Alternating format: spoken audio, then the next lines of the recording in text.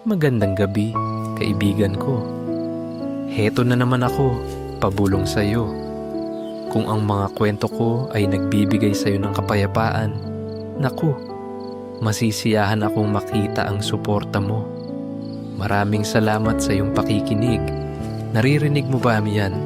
Ang katahimikan, ang banayad na hangin sa labas. Ito ang perpektong gabi para sa isang kwento.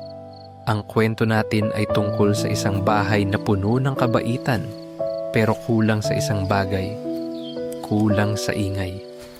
Isang kwento tungkol sa kung paanong ang pinakamalaking regalo ay dumarating, hindi sa ingay, kundi sa dahan-dahang pagbukas ng pinto.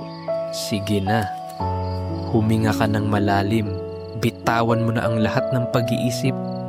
Hayaan mong bumigat ang iyong mga talukap. Doon sa Barangay Pag-asa, kung saan ang palayan ay tila dagat na ginto, may isang munting bahay kubo. Doon naghihintay si Lolo Ramon at si Lola Nena.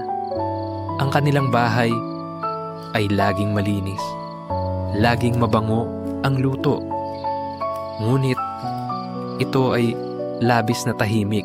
Halika na, kaibigan. Ipikit mo na ang iyong mga mata. Hayaan mong ang bahay na yon ang iyong maging kanlungan ngayong gabi. Matulog ka na. Magandang gabi. Ang araw ay isang higanteng parolang kahil na dahan-dahang ibinababa sa kanluran. Mula sa bintanang kapis ng kanilang munting bahay, pinagmamasdan ni Lola Nena ang paghahalong kulay sa langit. Kahel, lila, at isang pamilyar na kurot ng rosas. Ang mga ulap ay tila mga hibla ng bulak na hinahaplos ng huling liwanag. Dito sa Barangay Pag-asa, ang paglubog ng araw ay hindi isang pagtatapos.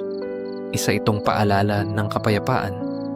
Sa ibaba ng kanilang bahay, ang malawak na palayan ay nagsisimulan ng magkulay ginto, papunta sa pagiging anino.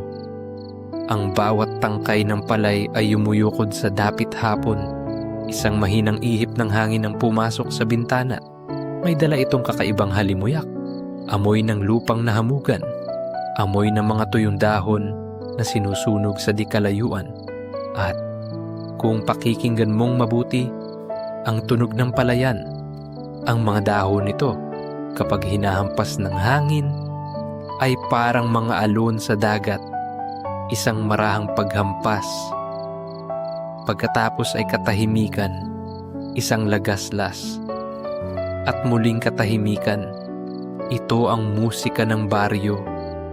Ang musika ng kanilang buhay. Sa loob ng bahay, ang amoy ay nag-iiba. Mula sa munting kusina, ang bango ay mas malinaw, mas may init. Kumukulo ang tinulang manok. Ang amoy ng luya, ng tanglad, at ng manok na pinalaki sa kanilang bakuran ay humahalo sa amoy ng sinaing na kanin. Si Lola Nena, na ang mga mata ay laging tila may kislap, kahit pa ang kanyang buhok ay singputi na ng bulak, ay marahang hinahalo ang sabaw. Ang bawat guhit sa kanyang mukha ay kwento ng pasensya. Ang bawat kalyo sa kanyang kamay ay tanda ng pag-aalaga. Ngumingiti siya habang tinitikman ang sabaw. Tamang-tama, bulong niya sa sarili.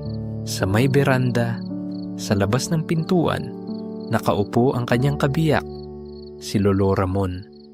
Nakayuko siya sa kanyang paboritong silyang nara, ang silyang tumba-tumba na minana pa niya sa kanyang ama.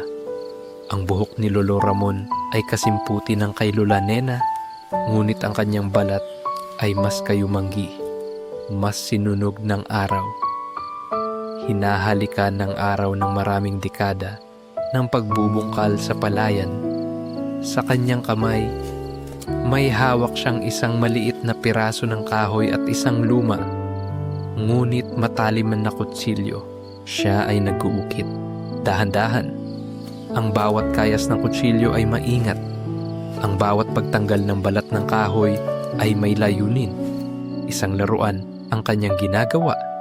Isang munting kalabaw na yari sa retasong kahoy ng santol. Ang kanyang mga mata, bagmat bahagyang malabo na sa edad, ay nakatutok. Ang kanyang mga kamay na magaspang dahil sa pag-aararo ay nakakagulat na pino kung gumalaw.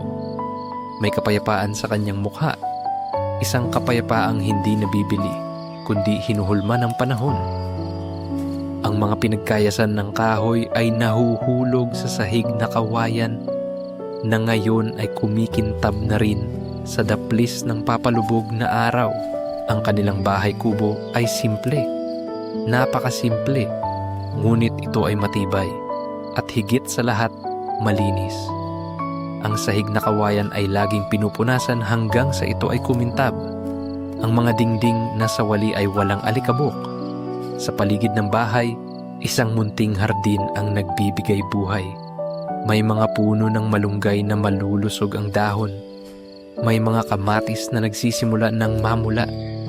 At sa gilid ng bintana ng kusina, may isang kumpol ng sampagita. Ang puting-puting bulaklak nito ay tila mga bituin na bumagsak sa lupa at ang bango. Ang bango nito ay gamot sa pagod. Mag-aalas 6 na ng gabi. Ang araw ay tuluyan ng nagpaalam. Ang mga kuliglig ay nagsimula na sa kanilang konsyerto. Ang mga bumbilya sa ilang kapitbahay ay isa-isa nang sumisindi.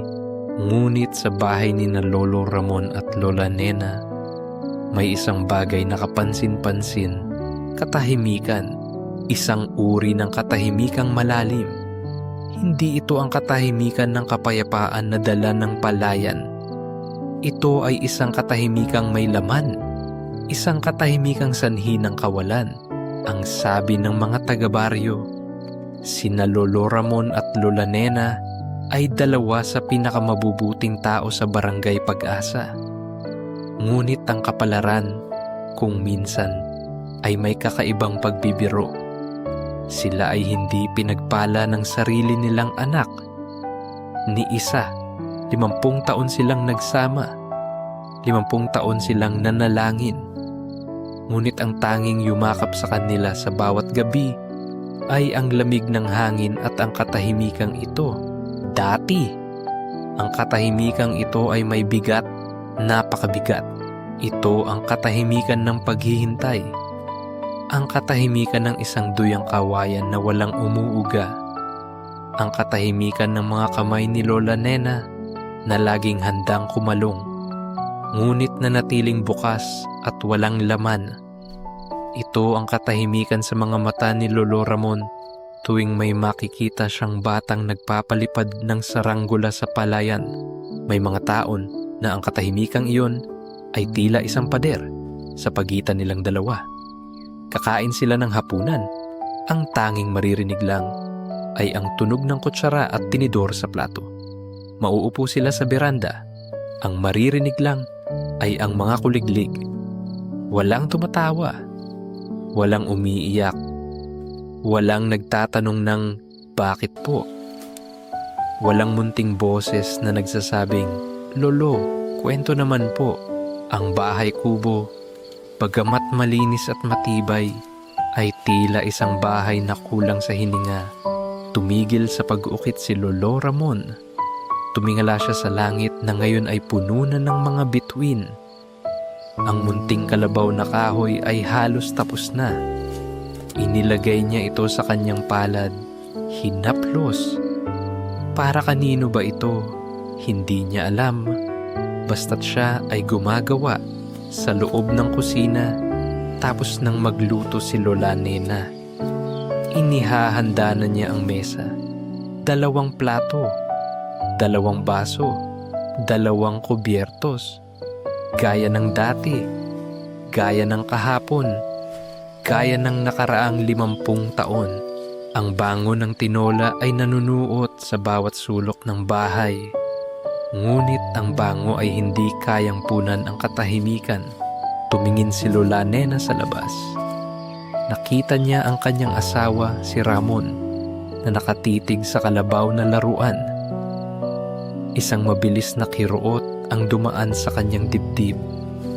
Isang kirot na pamilyar na. Napapikit siya sandali. Pagkatapos ay huminga ng malalim. Ramon, mahinang tawag niya. Halika na, handa na ang hapunan. Tumango si Lolo Ramon. Dahan-dahan siyang tumayo mula sa silyang nara. Ang bawat galaw ay may kabagalan na ng edad.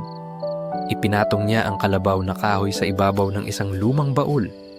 Katabi ng iba pang mga laro ang kahoy na nauna na niyang ginawa. Isang manok, isang bangka, isang munting trumpo. Pumasok siya sa loob. Umupo sila sa tapat ng isa't isa. Nagsimula silang kumain. Ang sabaw ng tinola ay mainit. Masarap. Ngunit ang tanging maririnig mo ay ang tunog ng kanilang pagnguya at ang malayong huni ng mga kuliglig. Ang bahay ay tahimik. Ang katahimikan na dati mabigat ay naging bahagi na lang. Isa na lang itong lumang kumot na nakasanayan na nilang ibalot sa kanilang mga balikat.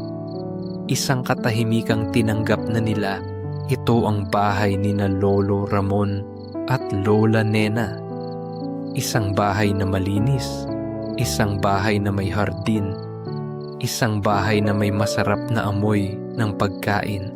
Ngunit isang bahay na labis na tahimik. Hanggang bukas. Bago pa man tumilaok ang mga tandang, bago pa ang unang sinag ng araw ay dumaplis sa lunti ang palayan, ang bahay kubo ni na Lolo Ramon at Lola Nena ay gising na. Ang katahimikan kagabi, ang malalim, mabigat at mapag-isang katahimikan ay binasag. Binasag hindi ng kulog, kundi ng isang tunog na mas malakas pa. Lagapak, sinundan ng isang impit na sigaw. Aray, ang paa ko. Hala ka Miguel, sabi ko sa'yo dahan-dahan. Tapos, hagigikan. Dalawang maliliit na boses na tila mga ibong pipit na naghahabulan mula sa kanilang papag. Sa ilalim ng lumang kulambo, nagkatinginan ang dalawang matanda. Ang mga mata ni Lola Nena na inaantok pa ay biglang nagkaroon ng kislap. Ngumiti si Lolo Ramon sa dilim. Ito na ang kanilang alarm clock. Ang pinakamatamis na ingay sa buong barangay Pag-asa. Hindi pa sila nakakabangon. Ang pinto ng kanilang silid ay dahan-dahang bumukas. Kikit, sumilip ang isang ulo. Si Ana, ang panganay, 8 taong gulang. Lola, Lolo, gising na po kayo. Bulong niya kahit na alam niyang gising na sila sa ingay ng mga kapatid niya. Gising na, apo. Susunod na kami. Mahinang sagot ni Lola Nena. Sa isang iglap, ang katahimikan ay tuluyan ng naglaho. Ito ay napalitan ng buhay. Ang unang tunog, ang mabilis na tak-tak-tak-tak ng maliliit na paang walang sapin na tumatakbo sa makintab na sahig na kawayan.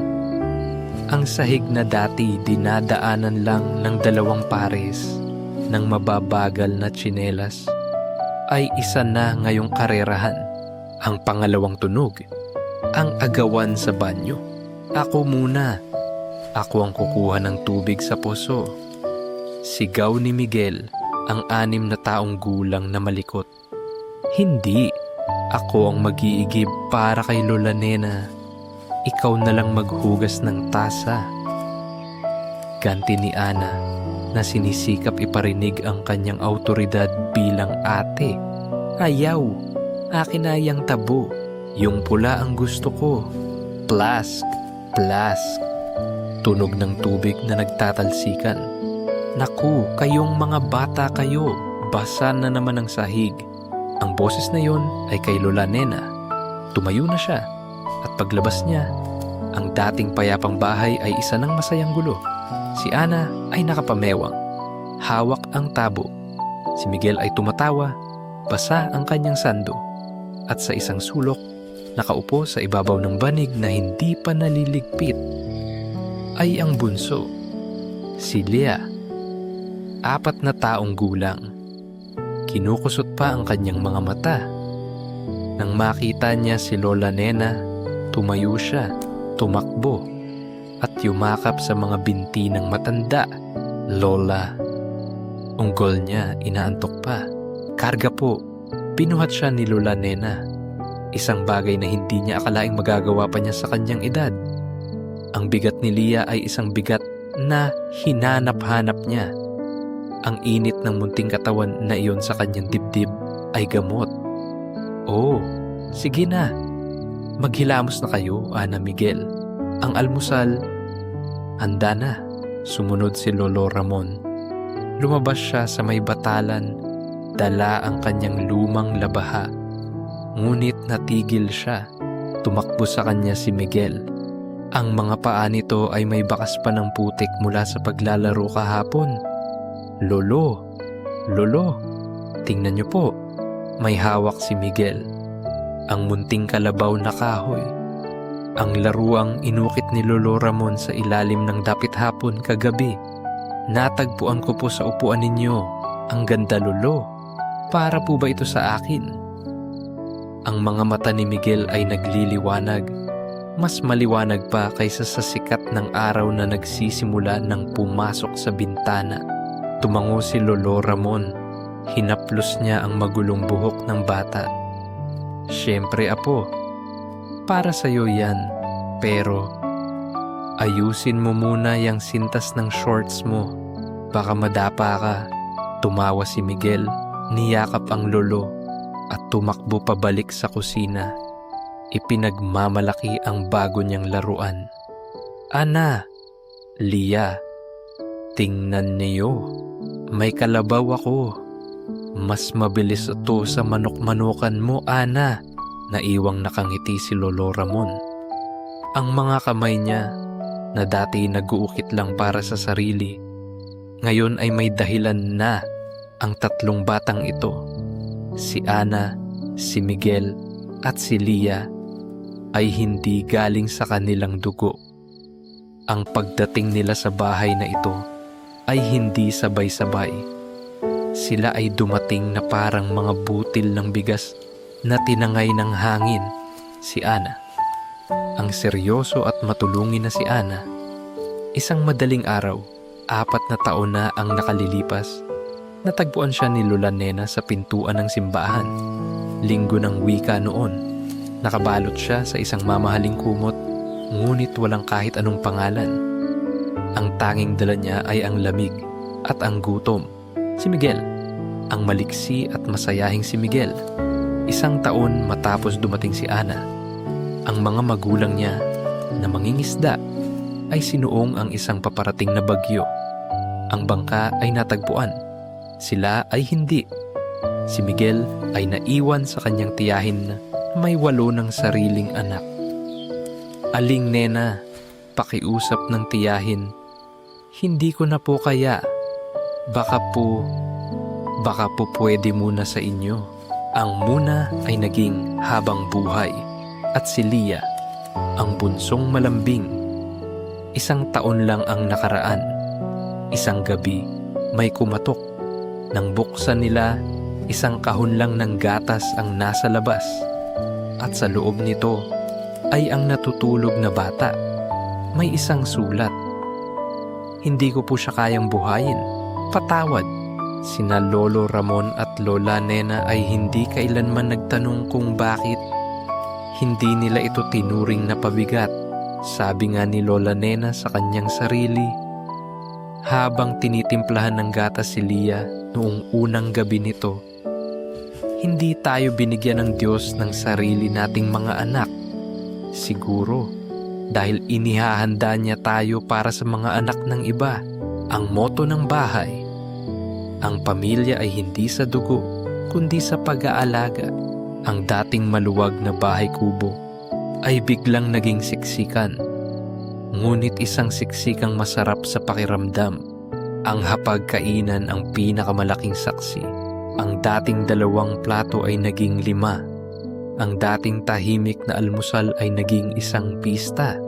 Lola, ang sarap po ng champurado. Sigaw ni Miguel. Ang gilid ng kanyang bibig ay puno ng tsokolate. Dahan-dahan, Miguelito. Saway ni Lola Nena habang pinupunasan ito. Baka mabulunan ka. Uminom ka muna ng tubig. Lola, si Ana po, ayaw akong bigyan ng tuyo, reklamo ni Lia. Kasi naman Lia, ubusin mo muna yung champorado mo bago ka magtuyo.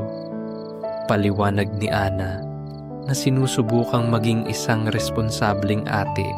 Ang almusal nila ngayong umaga ay champorado na may gatas kondensada at mainit na tuyo na sinangag. Ang bango ng pinaghalong tamis ng tsokolate at ang alat ng tuyo ay ang bango ng kanilang bahay. Ito ang bango ng pamilya. Tinitingnan lang sila ni Lolo Ramon habang siya ay humihigop ng mainit na kape. O bago kayo maglaro mamaya, sabi ni Lolo Ramon nang matapos na ang lahat. Ano ang gagawin? 3 boses ang sumagot. Magmamano po. Isa-isang lumapit ang mga bata. Inabot ang kamay ni Lolo Ramon, idinikit sa kanilang noo. Mano po, Lolo. Mano po, Lola. Kaawaan kayo ng Diyos, mga apo. Sagot ng 2 matanda, halos sabay. Lolo, pwede po ba kaming maglaro sa palayan? Tanong ni Miguel. Huwag muna, maputik pa. Dito muna kayo sa bakuran. At Ana, lumingon si Lolo Ramon sa panganay. Ikaw na ang bahala sa mga kapatid mo, ha? Opo, Lolo, ako po ang bahala. At sa isang iglap, nagtakbo na sila palabas ng pinto. Dala-dala ang ingay, ang tawanan, at ang kalabaw na kahoy. Naiwan muli sina Lolo Ramon at Lola Nena. Nagligpit si Lola Nena ng pinagkainan. Kinuha ni Lolo Ramon ang walis tingting para walisin ang mga nahulog na kanin at tuyo sa sahig na kawayan. Katahimikan. Ngunit iba na ang katahimikang ito. Hindi na ito ang katahimikang mabigat. Hindi na ito ang katahimikang malamig. Ang katahimikan ngayon ay isang hininga. Isang pahinga sa pagitan ng mga tawanan.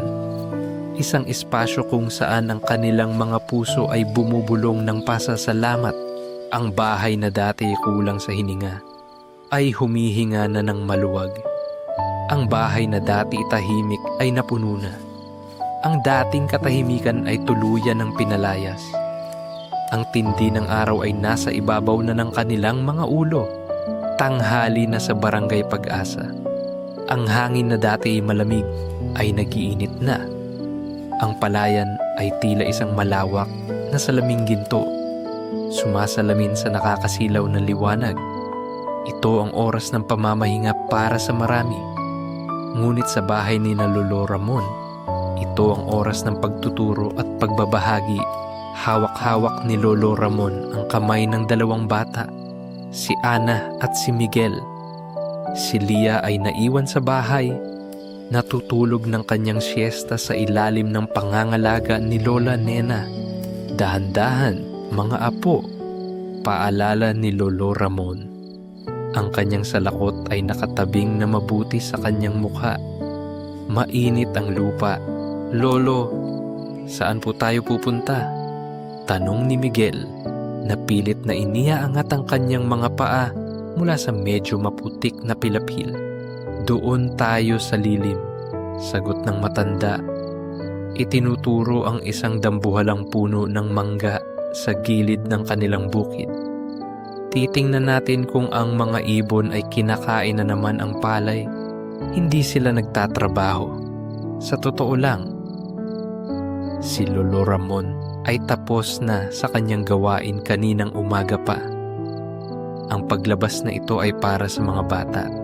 Ito ang kanilang paaralan. Umupo sila sa ilalim ng makapal na lilim ng mangga. Mula doon, tanaw nila ang kanilang munting bahay kubo. Tanaw din nila ang buong palayan. Kita nyo yun? Itinuro ni Lolo Ramon ang isang kumpol ng palay na yumuyuko. Ang ibig sabihin niyan, handa na siyang anihin. Malapit na. Parang taong may maraming kaalaman. Nak, mas marami siyang alam, mas lalo siyang yumuyuko. Tumango si Ana na laging seryoso. Sinusubukan niyang intindihin ang bawat salita. Si Miguel naman, may nakitang isang tutubi. Lolo, ang ganda, kulay asul. Tumakbo siya para habulin ito at ang tawanan niya ay umalingaw-ngaw sa katahimikan ng bukid. Napangiti si Lolo Ramon. Ang tunog na yon, ang tawanan ni Miguel. Yun ang pinakamagandang musika sa buong palayan. Mas maganda pa kaysa sa huni ng mga ibon.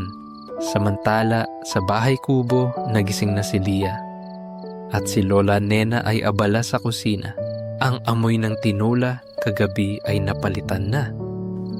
Ngayon, ang bahay ay napupuno ng amoy ng gata na niluluto. Amoy ng asukal na pula. Amoy ng malagkit na kanin. Gumagawa si Lola Nena ng kanyang espesyal na biko. Kumuha siya ng isang malaking bilao na sinapinan ng sariwang dahon ng saging. Maingat niyang ibinuhos ang mainit at malagkit na biko. Pinatag niya ito at sa ibabaw nilagyan niya ng latik ang piniritong kakanggata hanggang sa maging malutong at kulay ginto. Lia, Apo, halika rito. Tawag niya sa bata na naglalaro ng manikang basahan. Gusto mo bang tikman? Tumakbo si Lia. Sumubo ng kaunti. Ang sarap po, Lola. Sige, sabi ni Lola Nena habang hinihiwa ang biko. Maghugas ka ng kamay. Pupunta tayo kay Aling Rosa. Hindi nagtagal. Ang maglola ay naglalakad na sa makitid na daan ng baryo. Dala ni Lola Nena ang bilao ng biko na maingat na tinakpan. Dumaan muna sila sa sari-sari store ni Aling Rosa. Si Aling Rosa ay isang masayahing babae na may pinakamalakas na tawa sa buong barangay. Oy Nena, at ang aking magandang apo na si Lia. Bati niya pagkakita sa kanila. Ano yung dala ninyo? Naku, amoy pa lang, alam ko na. Biko, ngumiti si Lola Nena. Para sa merienda ninyo, Rosa. Naku, salamat. Hay, napakabait mo talaga. Halika, Lia, sabi ni Aling Rosa at kumuha ng isang garapon ng candy. Pumili ka. Huwag mong sabihin sa lola mo, ha? Tumawa si Lia at pumili ng isang pulang candy. Teka, Nena, sabi ni Aling Rosa habang bumubunot ng pera sa kanyang bulsa. Ito na ang bayad ko sa... Wag na, Rosa. Mabilis na putol ni Lola Nena. Kainin nyo na yan. Huwag mo nang isipin yun. Kasi naman, grabe ang pasasalamat ko sa iyo. Kung hindi mo binantayan si Totoy nung nilagnat siya nung 1 linggo, naku, di ko alam ang gagawin ko. Paano ako makakabenta dito kung ang anak ko ay may sakit? Sus, para namang iba tayo, sabi ni Lola Nena. Sige na, mauna na kami. May pupuntahan pa kami. Nagpatuloy sila sa paglalakad.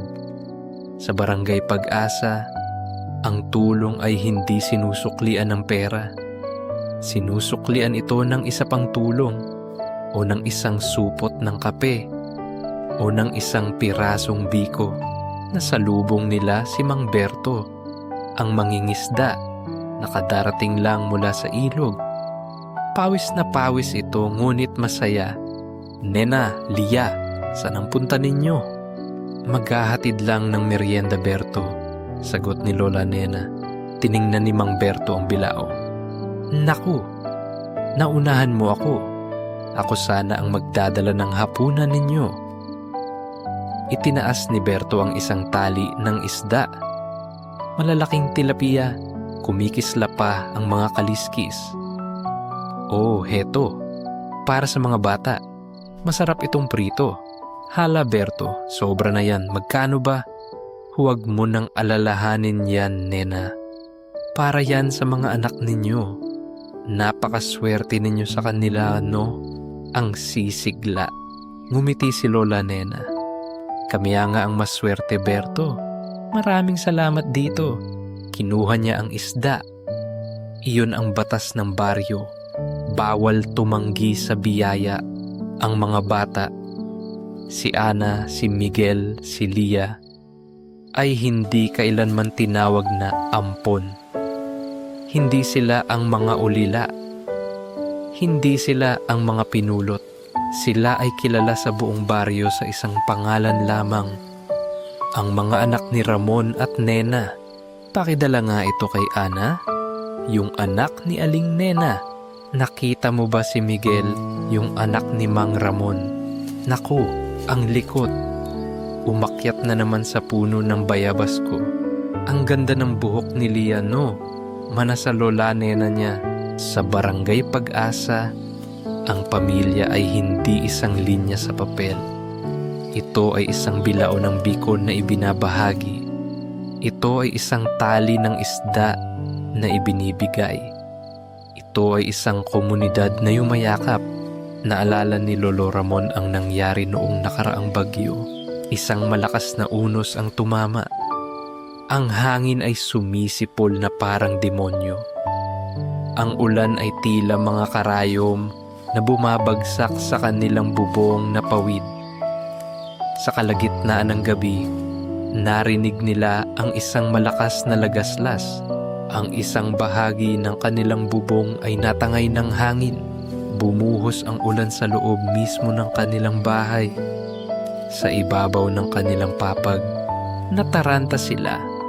Niyakap ni Lola Nena ang 3 bata na umiiyak sa takot. Sinubukan ni Lolo Ramon na saluhin ang tubig gamit ang mga palanggana. Ngunit walang nagawa ang palanggana sa tindi ng ulan. Buong gabi silang gising, basa, malamig, at natatakot.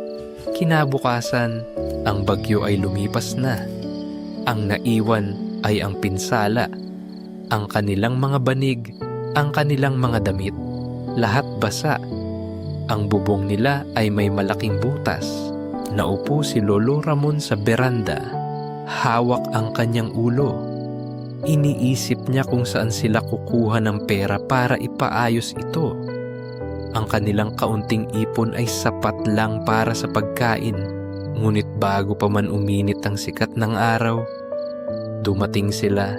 Una, si Mang Berto. May dalang martilyo at lagari. Sunod, ang asawa ni Aling Rosa, si Mang Kiko. May dalang isang rolyo ng alambre. Sunod, ang 2 binata na kapitbahay nila. Dala ang mga bagong tali ng pawid at mga piraso ng kawayan. Lolo Ramon, sabi ni Mang Berto. Naku, mukhang naligo kayo kagabi, Tumabi na po kayo diyan, sabi ng isang binata. Kami na ang bahala diyan. Pero wala akong... Nagsimulang mautal si Lolo Ramon.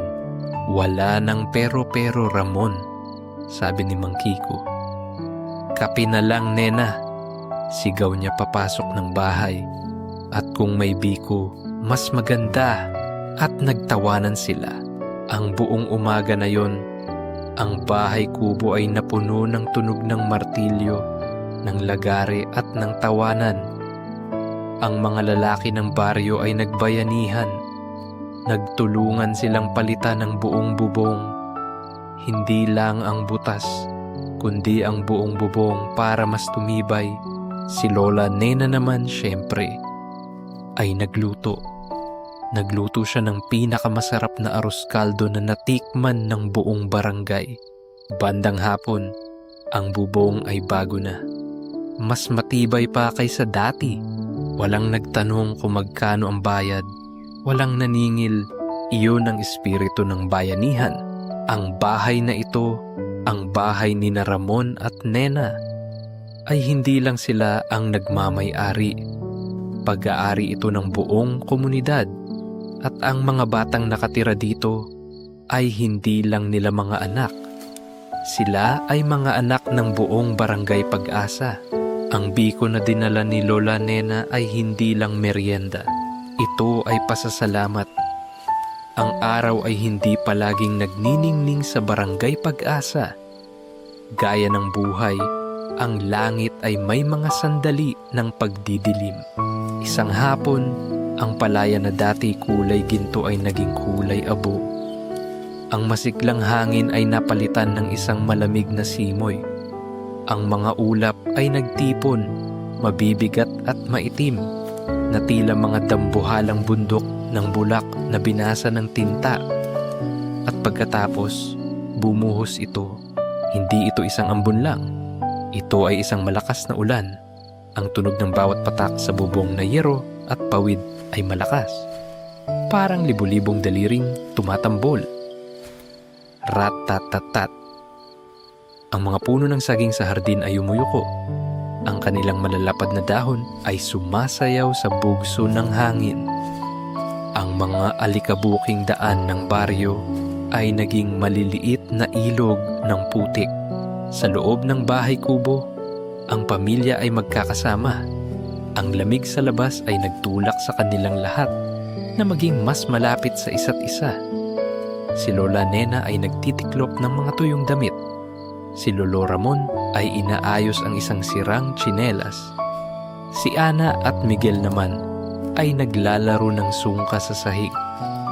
Ang tunog ng mga sigay na bumabagsak sa kahoy ay halos hindi marinig dahil sa lakas ng ulan. Si Lia ay karga ni Lola Nena na tutulog. Ang kanyang hininga ay mainit sa leeg ng matanda. Ang bahay ay maingay pa rin. Maingay sa tawanan, sa bilang ng sungka, at sa ugong ng ulan. "Hala ka, Ana, ubos na ang bahay mo," tawa ni Miguel. "Mandaya ka. Nakita kitang kumuha ng dalawa." "Hindi ah." Sa gitna ng kanilang asaran, may isang tunog na bumasag sa lahat. Isang tunog na hindi dapat nandoon. Tok, tok, tok. Isang katok. Hindi malakas pero tiyak. Nagkatinginan ang lahat. Tumigil sa paglalaro si Ana at Miguel. Kahit si Lia ay bahagyang gumalaw sa pagkakatulog. "Naku, sino naman yan?" bulong ni Lola Nena. Grabe ang ulan. Tumayo si Lolo Ramon. Dahan-dahan siyang naglakad papunta sa pinto. "Sino yan?" Isang boses mula sa labas ang sumagot. Bahagyang maugong dahil sa ulan. "Ramon." "Nena." "Ako to, si Kapitan Tasyo. Buksan mo sandali."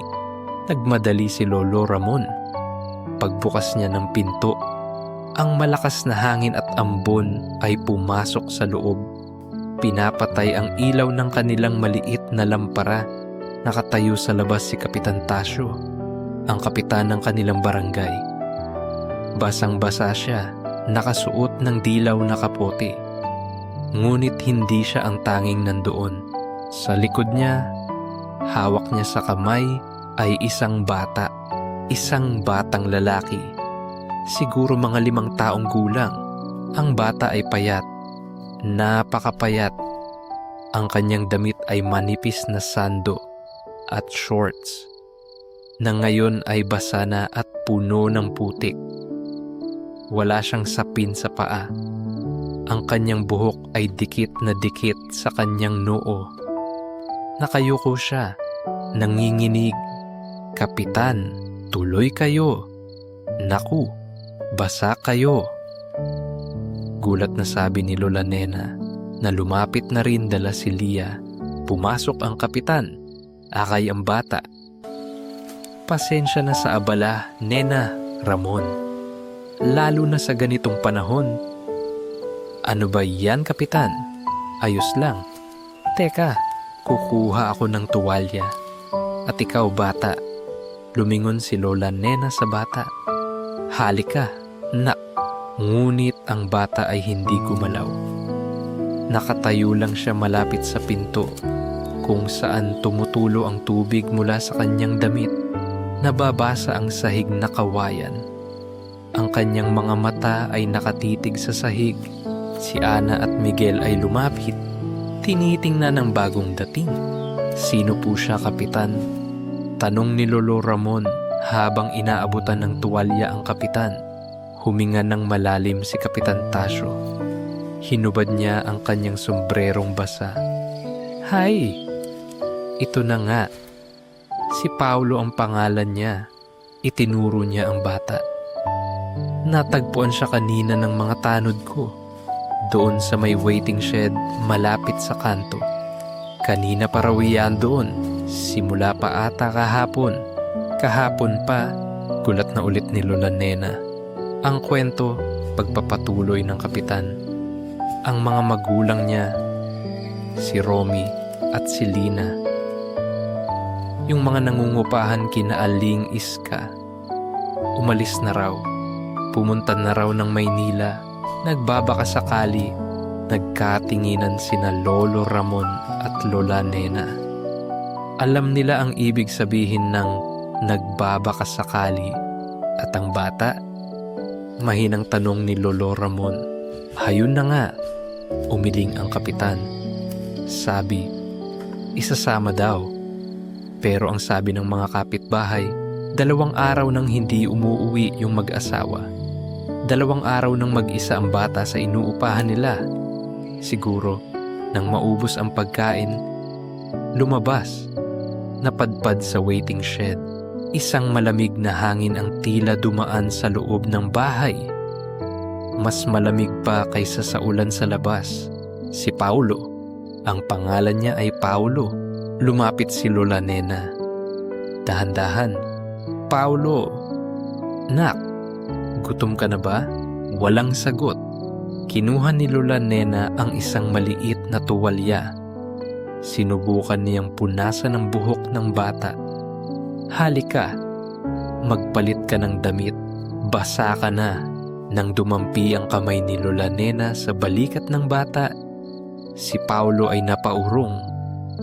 Isang mabilis na pag-atras na tila ba siya ay pinaso at sa unang pagkakataon, itinaas niya ang kanyang ulo, ang kanyang mga mata. Ang mga mata ni Paulo ay hindi mata ng bata. Ang mga ito ay malalim, tahimik at puno ng walang kislap, walang luha. Isang blangkong pader. Mabilis siyang lumingon sa paligid. Nakita niya ang bintana, nakita niya ang pinto, at nakita niya ang isang sulok sa likod ng isang lumang baul. Bago pa man makagalaw ang sinuman, mabilis siyang tumakbo sa sulok na yun. Umupo siya, niyakap ang kanyang mga tuhod, at isinubsob ang kanyang mukha. Natahimik ang lahat.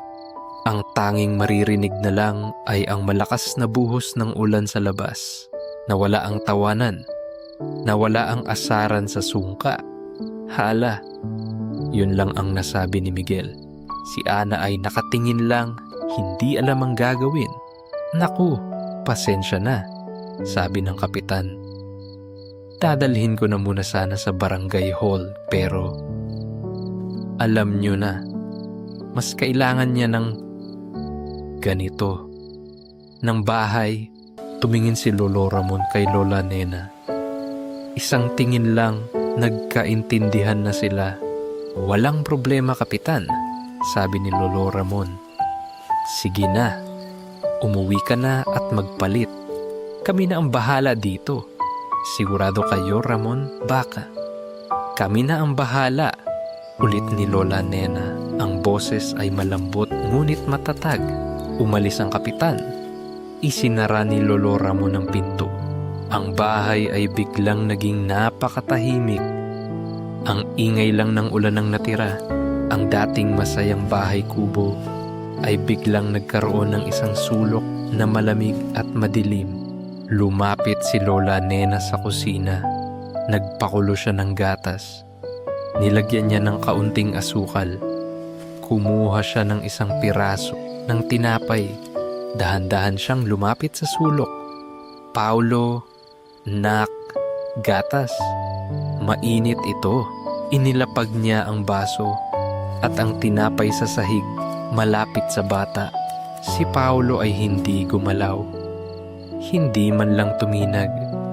Ang tanging palatandaan na buhay siya ay ang bahagyang panginginig ng kanyang mga balikat.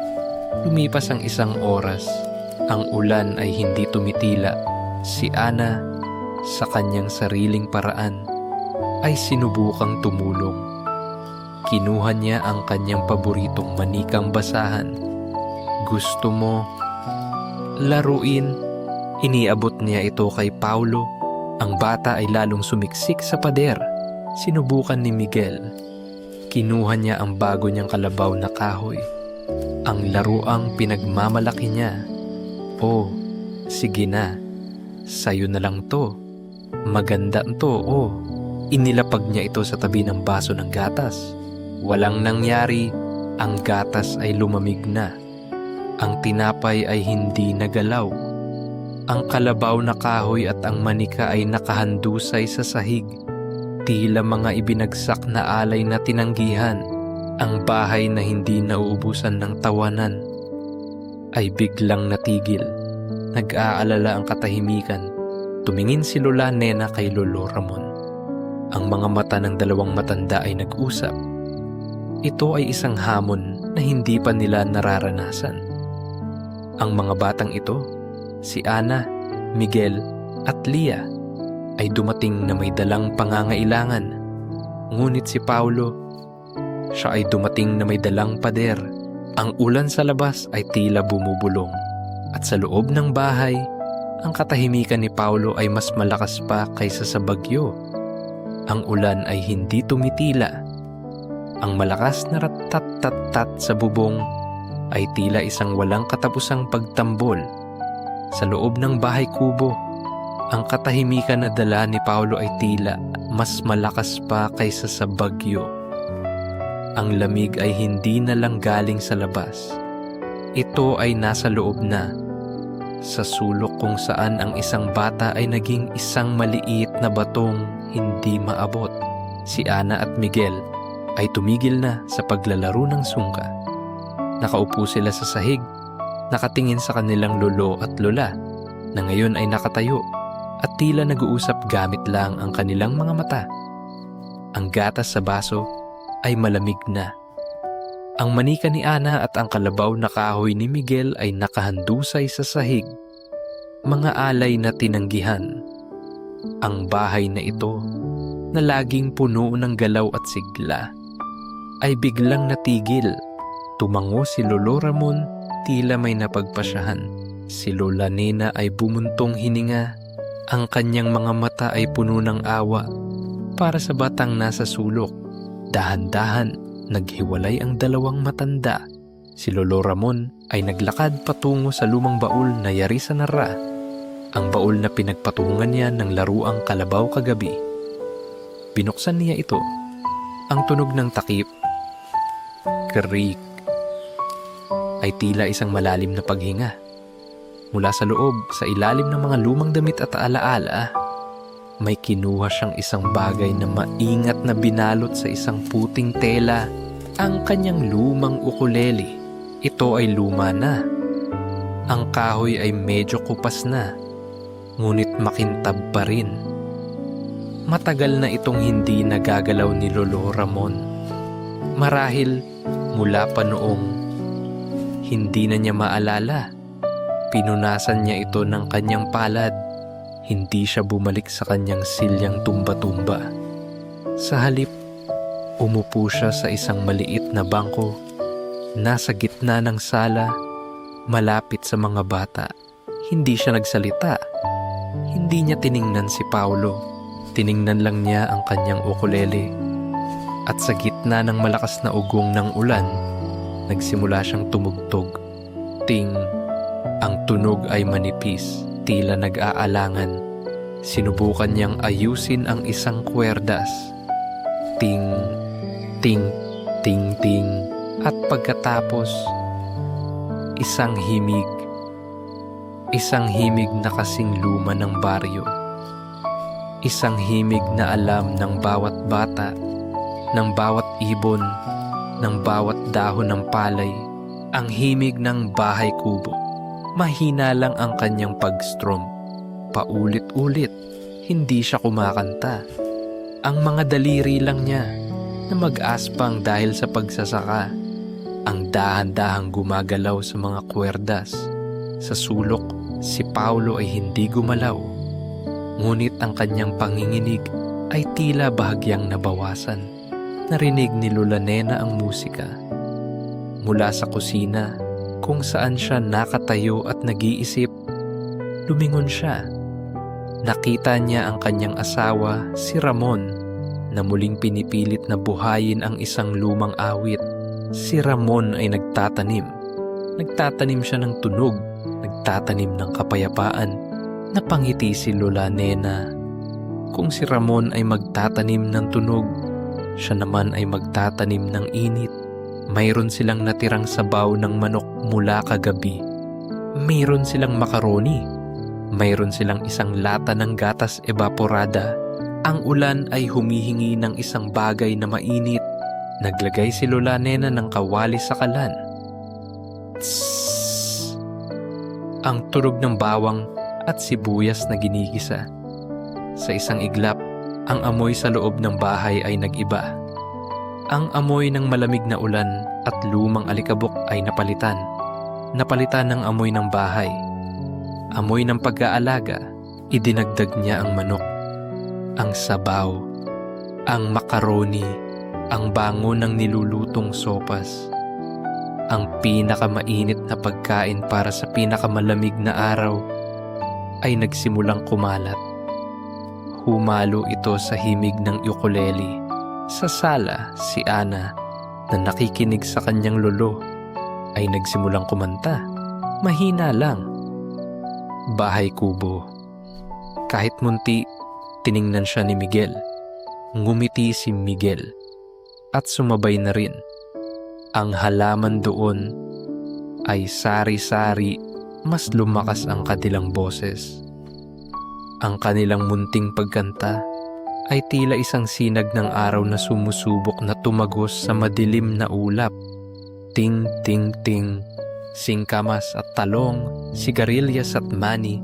Sa sulok may gumalaw. Si Paulo, dahan-dahan. Napakabagal. Itinaas niya ang kanyang ulo. Ang kanyang mukha na kanina'y nakasubsob ay nakita na nila. Ang kanyang mga mata, blanko pa rin, ngunit hindi na nakatitig sa sahig. Ang kanyang mga mata ay nakatitig kay Lolo Ramon sa ukulele. Pagkatapos, tumingin siya kay Ana at Miguel. Sa kanilang pagkanta, nakita ni Lola Nena ang lahat, tapos na ang sopas. Kumuha siya ng isang maliit na mangkok na may disenyong asul na bulaklak. Maingat niyang sinali ng mainit, umuusok na sopas. Dala-dala ang mangkok. Naglakad siya patungo sa sulok. Hindi nagsalita si Lola Nena. Hindi siya yumuko para hawakan ng bata. Hindi niya sinabing, "Kain ka na." Tumigil siya mga 2 hakbang mula kay Paulo. Dahan-dahan siyang yumuko at maingat na inilapag ang mangkok sa sahig na kawayan. Inilapag niya ito sa tabi ng malamig na gatas at ng mga laruang tinanggihan. Pagkatapos, tiningnan niya si Paulo. Ngumiti siya. Isang ngiting pagod, ngunit puno ng init. Isang ngiting hindi humihingi ng kapalit. Tumalikod si Lola Nena at bumalik sa kusina. Nagpanggap siyang nag-aayos ng mga baso. Naiwan si Paulo. Ang ulan, ang musika, ang pagkanta, at ang mangkok ng sopas. Ang amoy ng gatas at manok ay tumatama sa kanyang mukha. Ang singaw ng init ay nararamdaman niya sa kanyang balat. Tumingin siya sa sopas. Tumingin siya kay Lolo Ramon na patuloy sa pagtugtog. Nakapikit pa. Tumingin siya sa ibang mga bata na ngayon ay nagtatawanan na habang sinasabayan ang kanta. Ang kanyang tiyan ay tumunog. Isang tunog na halos ayaw niyang kilalanin. Dahan-dahan, dahan-dahan. Iniunat niya ang kanyang nanginginig na kamay. Hinawakan niya ang gilid ng mangkok. Mainit. Napaso siya ng bahagya at mabilis na binawi ang kamay. Ngunit ang init ay totoo. Muli niyang iniunat ang kamay. Kinuha niya ang kutsara. Sumandok siya ng kaunting sabaw. Itinaas niya ito. Tiningnan. At dahan-dahan isinubo. Napapikit si Paulo. Ang init ay tila isang alon na bumuhos sa loob niya. Dumaloy ito sa kanyang lalamunan. Kumalat sa kanyang dibdib. Bumaba sa kanyang nanlalamig na tiyan. Ang init ay tila isang yakap mula sa loob. Sumubo siya ulit. Isang makaroni at isa pa. Isang piraso ng manok at isa pa. Hindi niya namalayan na uubos na niya ang sopas. Hindi siya ngumiti. Hindi pa. Ngunit ang kanyang mga balikat na kanina tila mga bato sa tigas ay dahan-dahang lumambot. Ang kanyang mga kamay ay hindi na nanginginig. Mula sa kusina, nakita ni Lola Nena ang walang laman na mangkok. Tumigil siya sa kanyang ginagawa. Napahawak siya sa kanyang dibdib at pumikit. Isang butil ng luha ang tumakas sa kanyang mata. Ngunit ito ay luhang mainit. Tumigil na ang ulan. Ang gabi ay dumating na may dalang kapayapaan. Ang mga ulap ay umalis na. At ang kalangitan ay tila isang itim na telang binudburan ng libu-libong diamante. Ang mga kuliglig ang pumalit sa pag-awit. Ang hangin ay sariwa, amoy lupa at bagong hugas na mga dahon.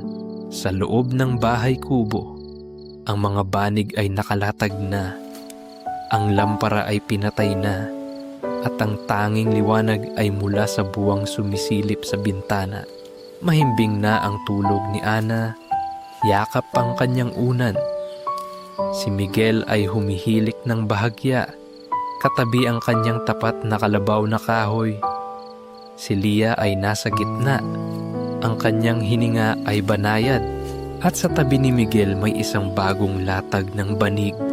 Nakahiga doon si Paulo. Hindi na siya nasa sulok. Nakahiga na siya ng diretsyo. Nakabalot sa isang mainit na kumot. Si Lola Nena ay nakaupo sa sahig sa tabi niya. Ang kanyang kamay ay dahan-dahang humahaplos sa likod ng bata. Pataas, pababa. Isang ritual na kasing luma ng pag-ibig. Si Paulo ay gising pa. Ngunit ang kanyang mga mata ay nakapikit na. Sa bawat haplos ni Lola Nena, ang huling bakas ng tensyon sa kanyang munting katawan ay nawawala. Pagkatapos ng maraming araw ng takot at gutom, sa wakas, siya ay payapa. Si Lolo Ramon ay nakaupo sa kanyang silyang tumba-tumba. Tumayo si Lola Nena mula sa sahig at umupo sa maliit na bangko sa tabi ng kanyang asawa. Magkatabi sila, tahimik na pinagmamasdan ang 4 na natutulog na bata. 4 na hininga, 4 na pangarap. Ang sikip na pala ng bahay natin, Nena. Bulong ni Lolo Ramon. Isang munting ngiti ang nasa kanyang mga labi. Tumango si Lola Nena. Inilagay niya ang kanyang kamay sa ibabaw ng magaspang na kamay ni Ramon. Masikip nga, bulong niya pabalik. Masikip, pero puno. Huminga siya ng malalim. Tila nilalanghap ang kapayapaan sa silid. Puno na ang puso natin, Ramon. Dito sa Barangay Pag-asa. Sa gitna ng palayan ang bahay ni na Lolo Ramon at Lola Nena ang pinakamayamang bahay sa lahat. Hindi ito mayaman sa pera. Hindi ito mayaman sa ginto. Ito ay mayaman sa sopas. Mayaman sa mga awit ng ukulele. Mayaman sa pag-aalaga. At kung ikaw ay dadaan sa kanilang munting bahay kubo, sa gitna ng gabi, kung ikaw ay hihinto at makikinig ng mabuti, hindi lang ang huni ng mga kuliglig ang iyong maririnig. maririnig mo ang isang bagay na mas matamis pa. Ang tunog ng 4 na maliliit na paghinga. Payapa, mahimbing, ligtas. Ito ang bahay na hindi nauubusan ng tawanan. At ngayon, oras na para matulog. Magandang gabi po.